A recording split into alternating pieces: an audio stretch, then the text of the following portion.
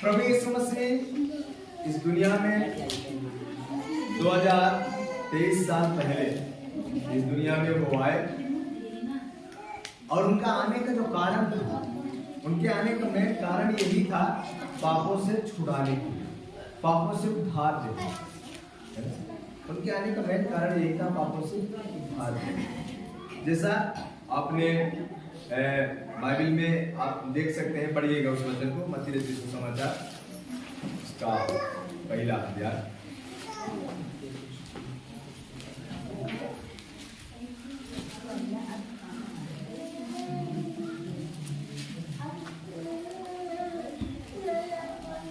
उसका 21 वचन आप पढ़ें, पहला आपका 21 वचन पढ़ें।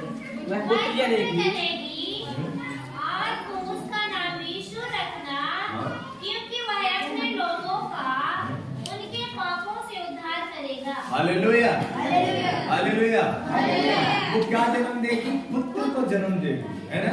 वो पुत्र जनेगी और उसका नाम क्या रखना? यीशु। यीशु रखना। हालेलुया। तो आज का हमारा जो विशेष चैप्टर है, आज का जो विषय है, यीशु मसीह का जन्म क्यों हुआ? और यदि यीशु मसीह का जन्म नहीं होता तो क्या है ना? तो यहां पर जब मरियम से बात किया स्वर्गदूत, यूसुफ से बात किया स्वर्गदूत, तो ये सब थोड़ा सा सदमे में फंस गए। सदमे में फंसने का मतलब मरियम को भी ये लगा कि मेरी तो शादी नहीं हुई, और बिना शादी हुए बिना विवाह की ये सब कैसे हो सकता है? बिना विवाह ये सब कैसे हो सकता है? अब यहाँ पर यदि और भी चीजों को पढ़ेंगे तो बहुत चीजें स्पष्ट रूप से क्लियर हो जाएंगी कि मतलब ये सब बातें कहाँ से आई, ये सब बातें कैसे आई। यदि आप देखना चाहते हैं तो आप पढ़िएगा, आप लूका में आ जाइए थोड़ा सा, अब लूका में आए। लूका उसको पहला अध्याय आप बोलिए।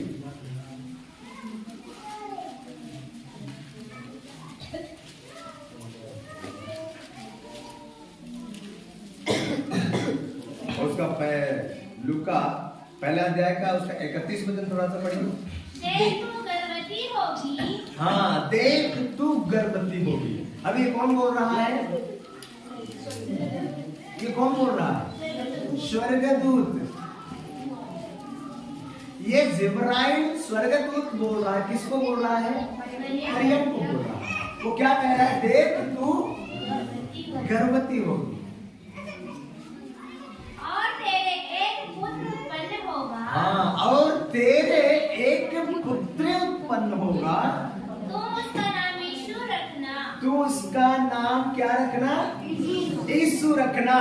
अब लूका 1 का 31 भी इस बात को कह रहा है, मत्ती 1 का 21 भी इसी बात को कह रहा है, वह पुत्र जनेगी।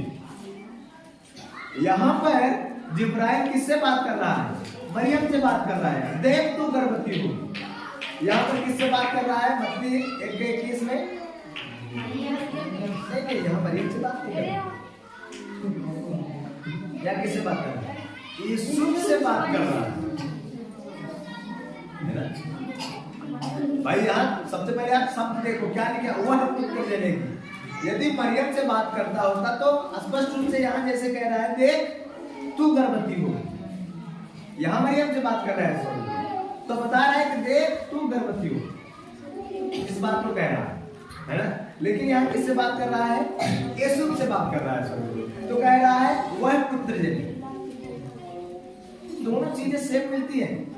बात करने वाला एक ही व्यक्ति है और वो बात कर रहा है।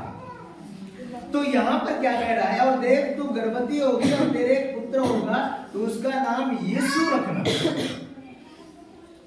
मरियम से भी ये बात कह रहा है, और यही बात स्वर्गदूत किससे कह रहा है? यूसुफ से कह रहा है, वह पुत्र जनेगी और तू उसका नाम यीशु रखना।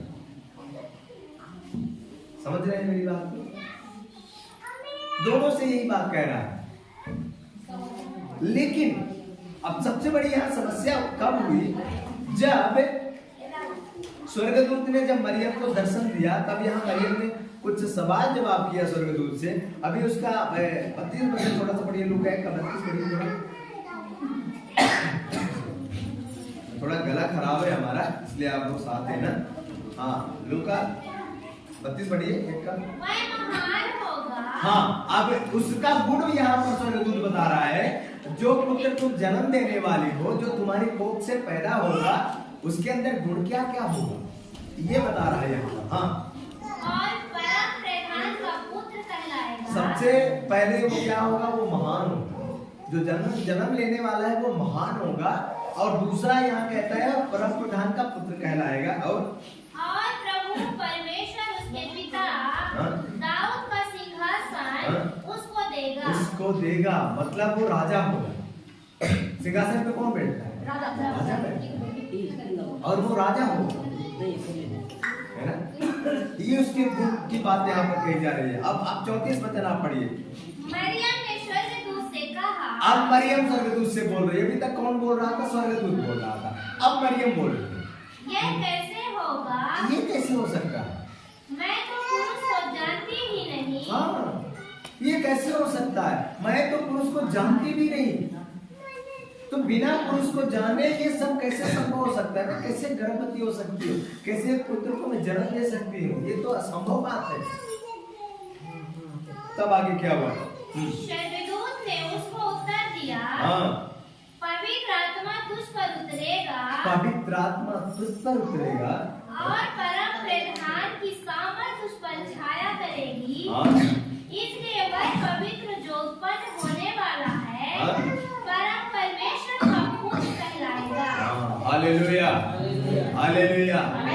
पवित्र आत्मा तुझ पर छाया करेगी और उससे तू गर्भवती होगी। इस बात को यहाँ पर स्वर्गदूत ने प्रकट कर दिया। तो यीशु मसीह के आने का कारण भी हम समझ लिए। हमारे और आपके जीवन में समस्या आने का कारण क्या है? पाप। और यीशु मसीह को भी इस दुनिया में आने का कारण क्या था? पाप। समझ रहे हैं मेरी बात को? नहीं समझ रहे? समस्या हमारे और आपके जीवन में आने का कारण क्या है? पाप। जब पाप हमारे जीवन में आता है तब हमारे जीवन में समस्या आती है। और यीशु मसीह का इस दुनिया में आने का क्या कारण बना? यही पाप। यदि पाप नहीं आया होता तो यीशु मसीह का आने की जरूरत नहीं। पाप आया इसलिए यीशु मसीह को आना पड़ा। ठीक, हमारे और आपके जीवन में पाप आया इसलिए समस्या आ गई, समस्या को आना पड़ा। पाप नहीं आएगा तो समस्या को आना नहीं पड़ेगा। समझ रहे हैं? पाप की वजह से हमारे और आपके जीवन में समस्या आती है। पाप इस दुनिया में आया हमारे और आपके जीवन में तो यीशु मसीह को आने की जरूरत पड़ी, क्योंकि उस पाप को खत्म करने के लिए। समझ रहे हैं? यीशु मसीह पाप को खत्म करने के लिए आया। पाप के कारण यीशु मसीह इसलिए आया ताकि पाप को खत्म करे। पाप के कारण समस्या हमारे जीवन में इसलिए आया ताकि हमको खत्म करे। बड़े ध्यान से समझिएगा इस बात। एक मोस्ट चीज आपको बता रहे हैं, यीशु मसीह के आने का मकसद क्या था, उस बात को हम बता रहे हैं। तो यीशु मसीह जब हमारे और आपके जीवन में पाप आ गया और उस पाप से हमें और आपको क्या करने के लिए? छुड़ा दिया। पहले हमने इस बात को बताया कि परमेश्वर ने आदम और हव्वा को इसलिए बनाया कि हम क्या करें? इसके साथ संगति करें, है ना। बड़े ध्यान से इस बात को समझिएगा। परमेश्वर ने आदम को बनाया काहे के लिए? कि हम आदम के साथ क्या करेंगे? संगति करेंगे। फिर पूरा समय परमेश्वर नहीं रहता था आदम के साथ, तो परमेश्वर ने ये सोचा आदम बेचारा अकेला रहता है इतने बड़े बगीचे में। अब सोच लो, एक बगीचे में भी एक व्यक्ति अकेला रहे, है ना। तो परमेश्वर ने कहा ये बढ़िया नहीं है, तो उसके लिए एक थोड़ा सा सहायक बना देंगे, मदद करने वाला, जो उससे कम से कम बातचीत कर सकेगा। तो हव्वा को बना दिया परमेश्वर ने, काहे के लिए? संगति करने। यहाँ से वो बात संगति की चल रही है। परमेश्वर ने आदम को बनाया अपनी संगति के लिए, फिर परमेश्वर ने हव्वा को बनाया आदम की संगति के लिए, और फिर परमेश्वर उन दोनों के साथ संगति करने लगा। आदम और हव्वा के साथ वो मिलकर के संगति करने लगा। शाम के समय में तीनों मिलकर संगति करते थे, और जब परमेश्वर चले जाते थे तो आदम और हव्वा संगति। ठीक, अब जब परमेश्वर और आदम और हव्वा के बीच में क्या हो गया, एक ब्रेकअप हो, है ना, संगति क्या हो गई, टूट गई। क्यों टूट गई? पाप हमारे जीवन में आया, पाप मनुष्य के जीवन में आया, आदम के जीवन में, हव्वा के जीवन में आया, और उस पाप की वजह से क्या हो गई, संगति टूट गई, परमेश्वर से दूर हो गए, है ना। हम और आप सारी मानव जाति क्या हो गई, परमेश्वर से दूर हो गई। अब परमेश्वर जो है, तो फिर से कुछ साल तक तो परमेश्वर कुछ भी किए नहीं, काफी समय तक परमेश्वर कुछ भी नहीं किए। समय समय पर लोगों से बात किया करते थे, वहां पर बहुत नाजी को तैयार करते थे, भविष्यवक्ता को तैयार करते थे और उनसे बातें करते थे। बाकी सब लोगों से बात नहीं करते थे, उन्हीं के साथ संगति करते थे परमेश्वर, जो अपने आप को पवित्र करता था। लेकिन ये बात परमेश्वर को जमी नहीं। परमेश्वर को ये लगा कि हमें सारे लोगों के साथ संगति करना है, क्योंकि हमने बनाया है। तब परमेश्वर ने इस योजना को बनाया और पाप को खत्म करने के लिए परमेश्वर ने क्या कर दिया, यीशु मसीह को भेज दिया कि जब पाप खत्म हो जाएगा तो हम फिर से क्या हो जाएंगे, मिल जाएंगे, फिर से परमेश्वर की हमारी मनुष्यों की संगति हो जाएगी।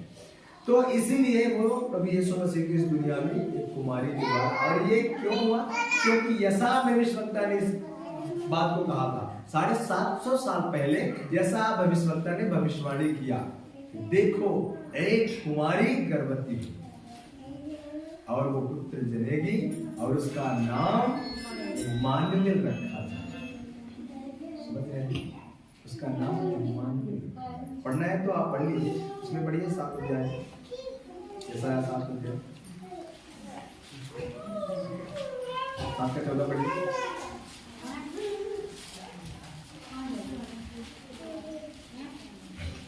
इस कारण प्रभु आप ही तुमको एक चिन्ह देगा। आपको हमको एक चिन्ह देंगे।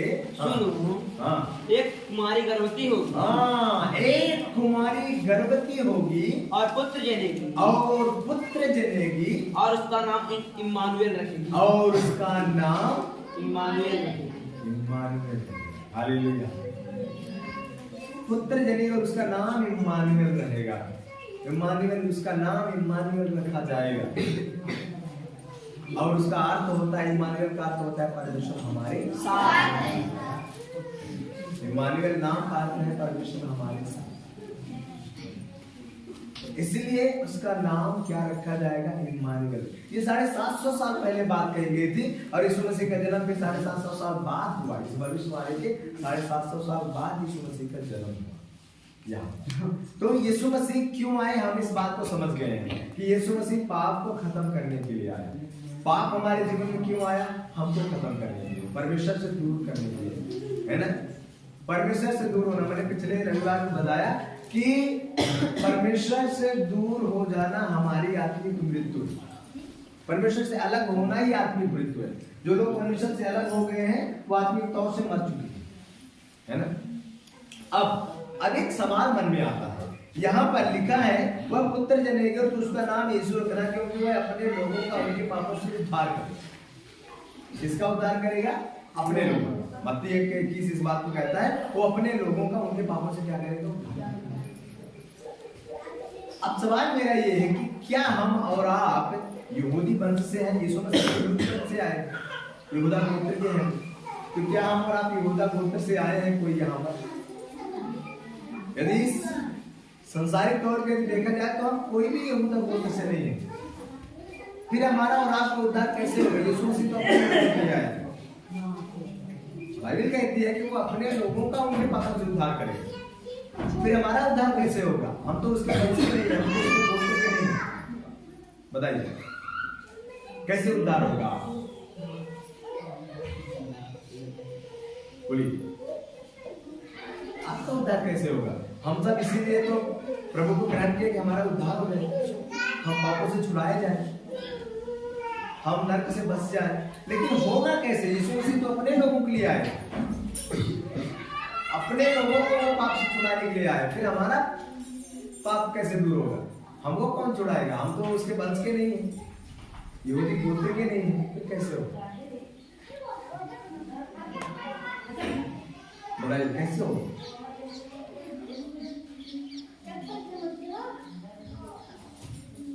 आप लोग यहाँ हैं, एकदम ऐसे शांत हो गए जैसा लगता है आप यहाँ हैं। कैसे हो?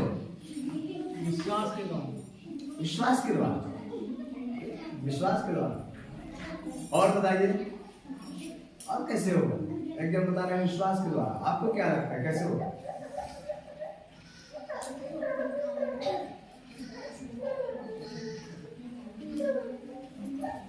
अच्छा, जब आपने यीशु मसीह को ग्रहण किया, यीशु मसीह पर विश्वास किया, तो आपको कैसे लगा कि मतलब अब हमारा उद्धार निश्चित है क्योंकि हमने यीशु मसीह को ग्रहण कर लिया? कैसे आपको लगा? किसी के कहने पे आपने सुन लिया या और भी आपको आपने कोई रिसर्च किया? कोई रिसर्च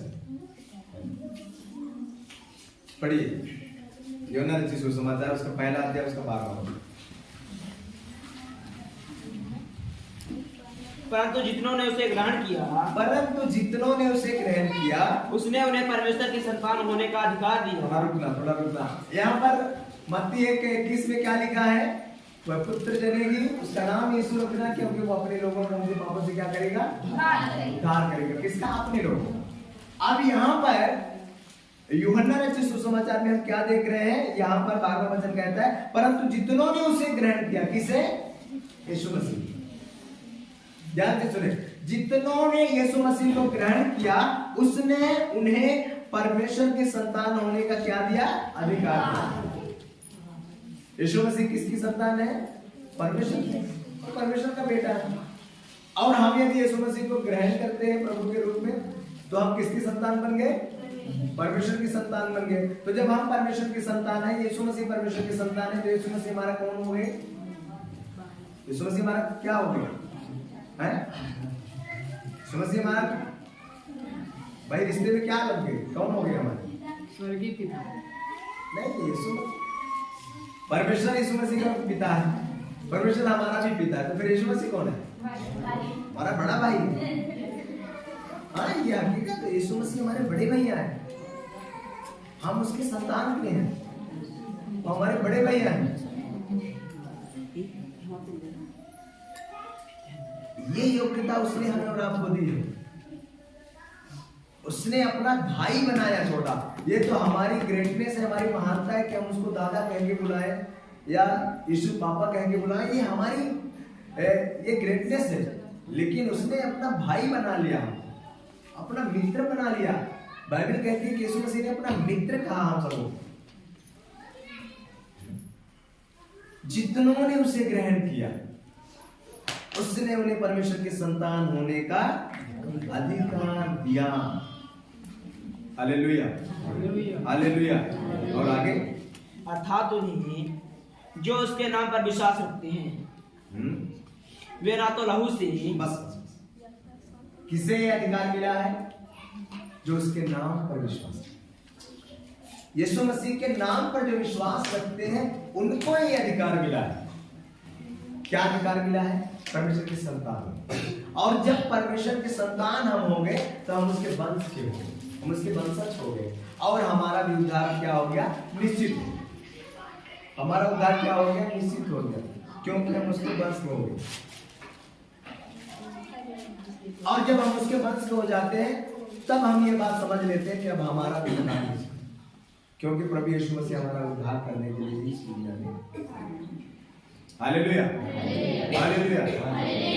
तो सबसे मोस्टली चीज है, जितनों ने क्या किया? उसको ग्रहण किया, उनको वो परमेश्वर की संतान होने का अधिकार दिया।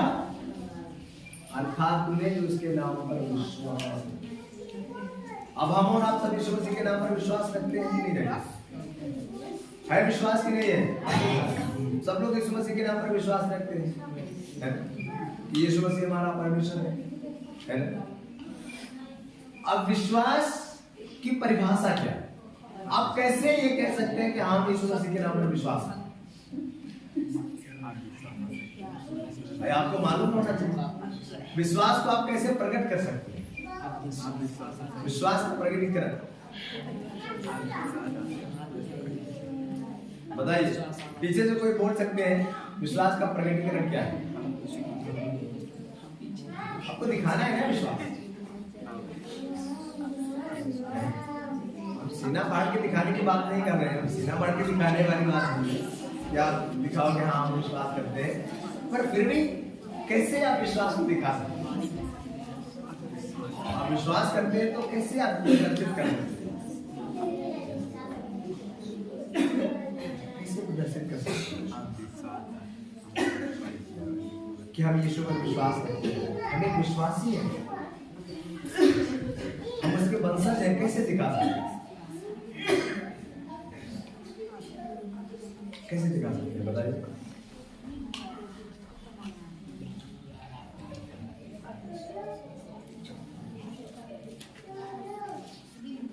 नहीं पता।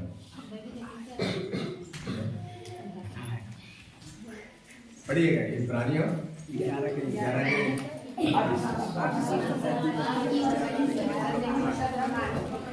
ऐसे बोलेंगे समझ में नहीं आएगा। आप पढ़ के सुनाइए ना, एक जन पढ़िए।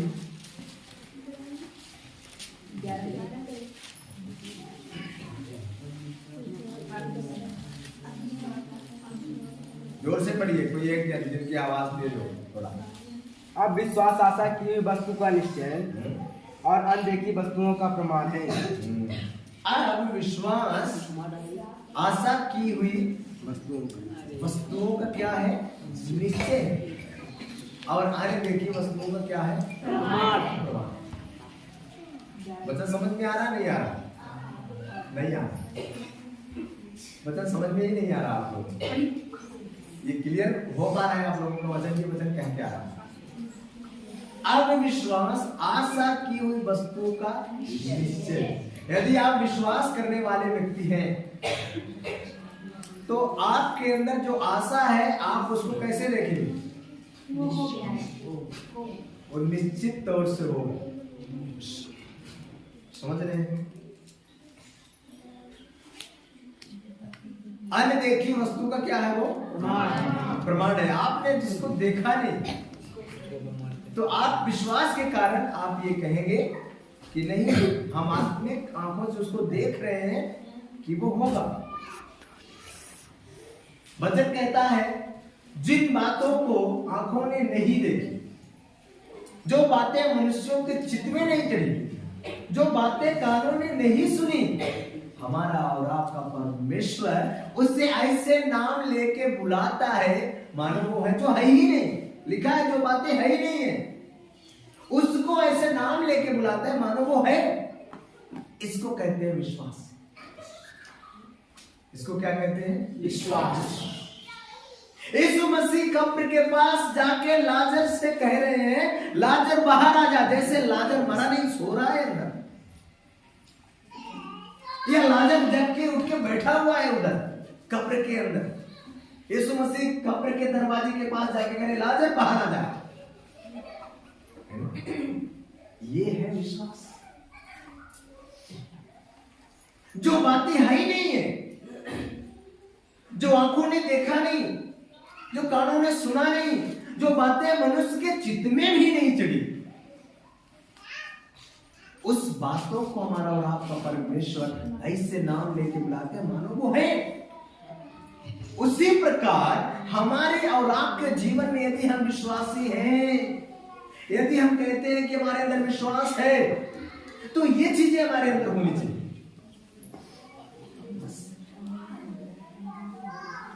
हमारा ये वसूल है, इन दिनों में हम सीख रहे हैं इस विश्वास में बढ़ने के बारे में। हम और भी ज्यादा सीख रहे हैं कैसे विश्वास में बढ़ना है,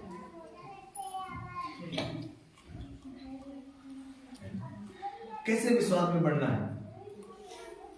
आपके अनदेखी वस्तुओं पर भी हमारा भरोसा होना चाहिए। यदि आपकी जरूरत की चीज है तो आप आज से यकीन कर लीजिए, आज से आप विश्वास कर लीजिए कि आने वाले दिनों में हम उसे प्रत्यक्ष रूप में देखेंगे। आज भी मेरे पास वो रजिस्टर है। इस बिल्डिंग के बारे में जब मैंने दर्शन को देखा था सन 2008 में, हमारे पास है वो रजिस्टर। वो लिखावट आपको दिख जाएगी, वो डेट आपको दिखेगा वहां। उस रात मैंने उसको लिख दिया कि प्रभु ने इस रात इतने बजे मुझसे बात किया इस बिल्डिंग के बारे में, तो मैंने विश्वास किया।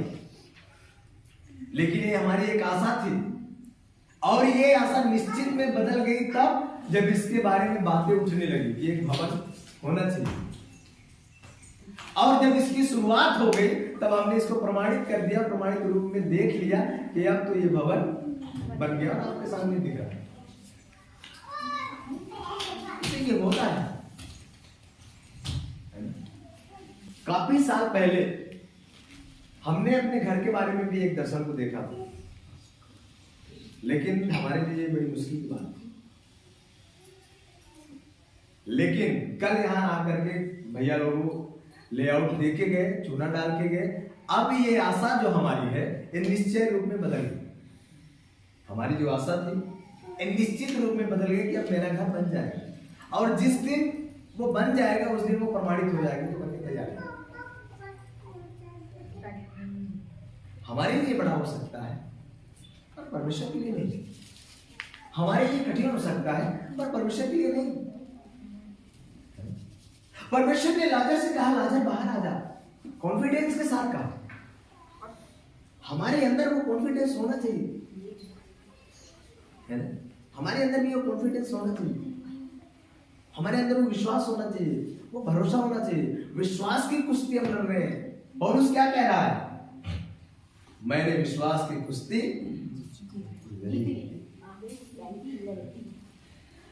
विश्वास की कुश्ती। हमारा और आपका जीवन विश्वास में टका हुआ है। लिखा है धर्मी जन विश्वास विश्वास आएगा कैसे? हम विश्वास करने की वजह से उसकी संतान बने हैं, और उसकी संतान बनने के वजह से हमारा उद्धार हुआ है। लेकिन विश्वास आएगा कहां से? कैसे आएगा? रोमी 10 का 17 देखिए।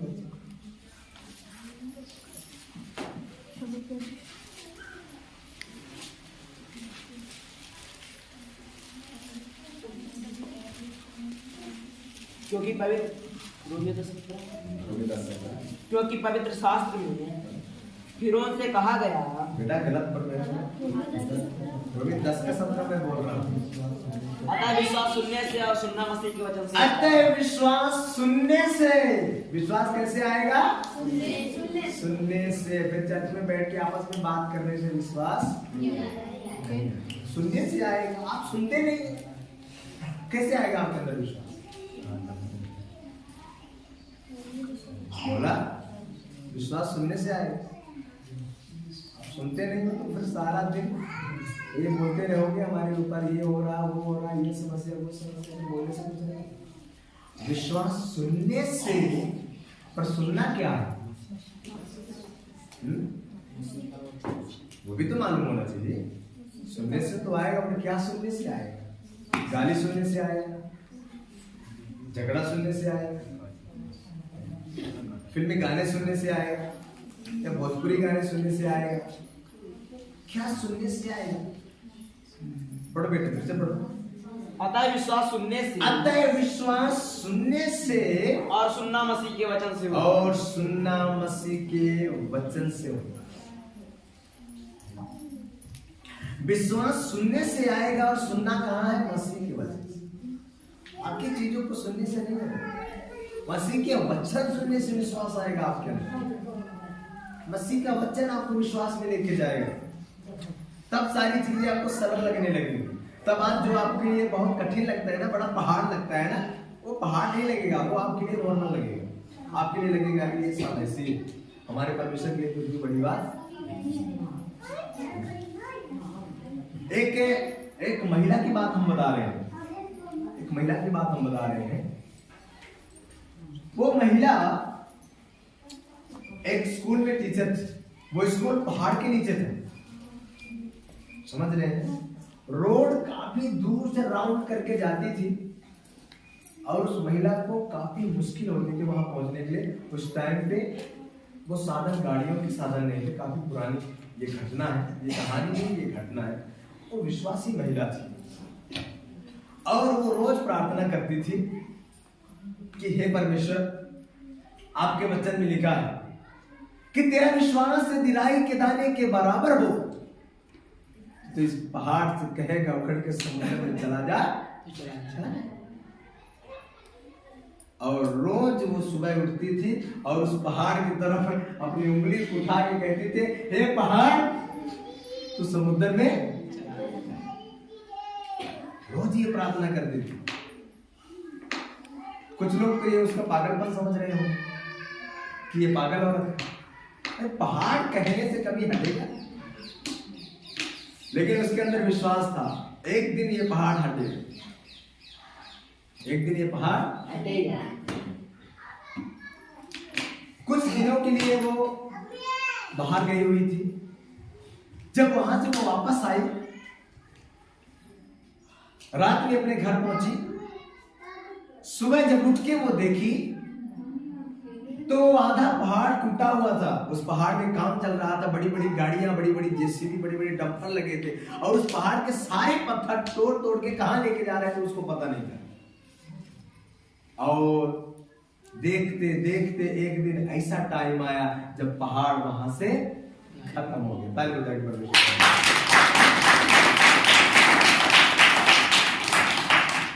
और वो आके गवाही किसी भी तरह हटा होगा। हम और आप भी ये जानते हैं कि वो सड़क के नहीं, परंतु हटने की बात थी, वो हट गया। आप आज्ञा दीजिए ना, अधिकार के साथ आप बोलिए, आपको परमेश्वर ने अधिकार दिया है, बाकी काम वो करेगा।